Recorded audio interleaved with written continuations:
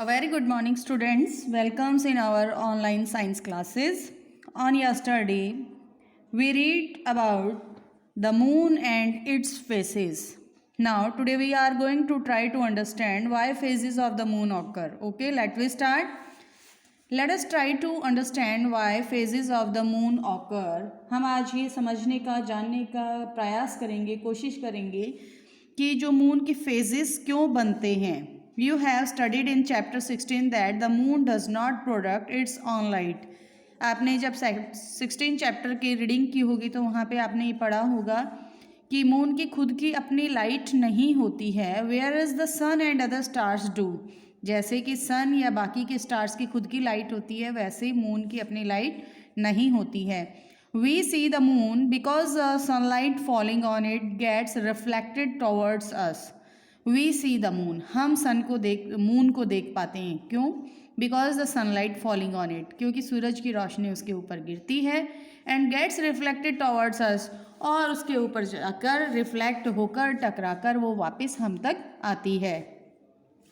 We therefore see only that part of the moon from which the light of the sun is reflected toward us. तो हम केवल moon का वही part देख पाते हैं जहाँ सन की लाइट जाके टकराती है और रिफ्लेक्ट होकर वापस हम तक पहुँचती है. Okay, to understand this we read activity 17.2. Take a big ball or a picture. एक बड़ा घड़ा या बिग बॉल लेंगे आप. Paint half of it white and half black. उस पे आधे पे ब्लैक कलर और आधे पे वाइट कलर करेंगे. Go out into the play ground. आप खेल के मैदान में जाएंगे. विद 2 ऑफ योर फ्रेंड्स, अपने 2 दोस्तों के साथ. Draw a circle of radius of about 2 metre on the ground. 2 metre radius का एक सर्किल बनाएंगे आप. Divide the circle into 8 equal parts as shown in figure 17.4. और 17.4 फिगर में जैसे शो किया गया है, इसको इक्वल 8 पार्ट्स में आप डिवाइड करेंगे. चलिए हम देखते हैं इसने 8 पार्ट्स कहाँ डिवाइड किया है. फर्स्ट इसने एक सर्किल बनाया है और इस सर्कल के बाद में 0.1 2 3 4 सॉरी लुक हियर 0.1 2 3 4 5 6 7 एंड 8. ये एक सर्कल था और इस सर्कल को इसने पूरे 8 पार्ट्स में, इक्वल पार्ट्स में डिवाइड कर दिया. और इन्होंने जो एक बॉल ली है उसको हाफ पे वाइट कलर और हाफ पे ब्लैक कलर किया हुआ है. ओके, इतना वर्क आपको भी करना है. Stand at the centre of the circle.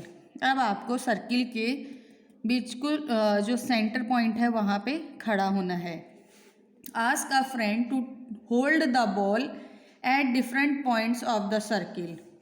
और आपको अपने फ्रेंड्स को बोलना है कि वो बॉल को पकड़ के अलग अलग पॉइंट्स के पे खड़े होते जाएं. Ask her to keep the white portion of the ball always towards the sun. उसको बोलिए जो वाइट पोर्शन है बॉल का वो हमेशा ही सूर्य के सामने रखें. सन, जहाँ सन है उसके पास सामने रखें.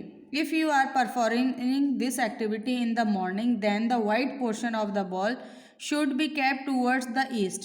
और अगर आप मॉर्निंग में ये एक्टिविटी कर रहे हैं, दिन में दोपहर में नहीं कर रहे हैं, तो आप जो बॉल का वाइट पार्ट है वो हमेशा ईस्ट डायरेक्शन में रखने के लिए कहें. If the activity is being performed in the afternoon, अगर दोपहर में कर रहे हैं, then the white portion of the ball should be kept toward the west. तो आपको जो वाइट पोर्शन है वो वेस्ट डायरेक्शन में रखने के लिए कहना है. In each case the line dividing the white and black portion is kept to vertical. और दोनों ही कंडीशन में, जब मॉर्निंग में कर रहे हैं तो वाइट बॉल का जो फेस है, बॉल का वाइट वाला फेस ईस्ट डायरेक्शन में रखना है. आफ्टरनून मीन्स दोपहर के बाद. दोपहर के बाद क्या होता है? शाम. इवनिंग में अगर आप कर रहे हैं तो वाइट पोर्शन आपको बॉल का वेस्ट डायरेक्शन में रखना है. और दोनों ही कंडीशन में आपको वाइट एंड ब्लैक पोर्शन की जो वर्टिकल लाइन है वो वर्टिकली सीधी खड़ी ऐसे रखनी है. इस बॉल को हमेशा ऐसे ही रखना है आपको. समझ गए आप? कहीं गलती से ऐसे मत कर लेना।